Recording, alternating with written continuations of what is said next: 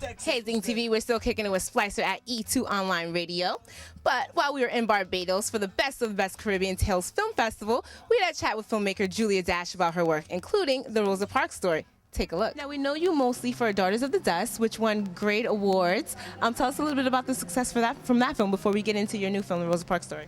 Well, Daughters of the Dust was one of the first films that received wide and general distribution, and that was about 20 years ago. And the Library of Congress inducted it into the National Film Registry, so that's awesome. Absolutely, yes, it is part of the National Film Registry. It's won numerous awards nationally and internationally, and so we're moving up, ready to do Daughters of the Dust Part 2. That's great. Now, before we get into Daughters of the Dust Part 2, let's get into the Rosa Parks story, which is actually won NAACP awards. Like, that's amazing. How does that feel? Well, it feels wonderful. It was a blessing to be able to work on the project with Angela Bassett and Miss Cecily Tyson, and Angela was actually nominated for an Emmy for that, for her role as Rosa Parks. And so that's another film that's, it's done really well, and I've traveled around the world showing it. So how are you inspired? Because I would imagine film is such a, you have to have so much passion and so much commitment to do a film. Where do your inspirations come from?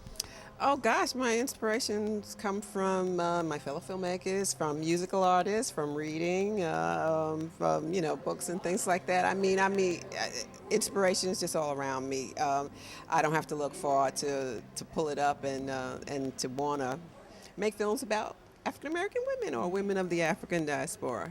Nice, and things that you see in your culture, I would imagine. Yes. So, going back to Daughters of the Dust Part 2, what are some things that you can tell us exclusively, of course?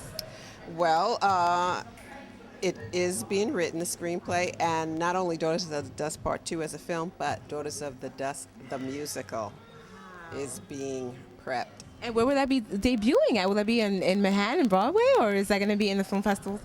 The musical would be going to Broadway. Nice. Yes. So how does that feel? I'm excited for you. You kind of want to be like a little bit like, mundane about it, right? Hold it in, but I'm very excited about it. It's a wonderful thing, and it's been a long time in the developing, and so we're moving forward with it. Nice. Now, you're also teaching a master's class here in Barbados. Oh, yeah. I have a master's class in directing that we will be, doing this weekend. And I want to see a lot of films here, too. I love to come to film festivals, but sometimes you don't get to see the movies, and I want to see the films that are playing here because they're really good, guys. They're really good. What can you give us a little bit of an exclusive on about films or directing or just having a passion for something and following your dream? Well, I think that's pretty much it. To have that passion and to have voice and wanting to share that voice, that is basically just like the number one thing that you need to become a filmmaker or a film director or writer or anything in the creative arts. Passion and the desire to share that through the use of your unique or your original voice.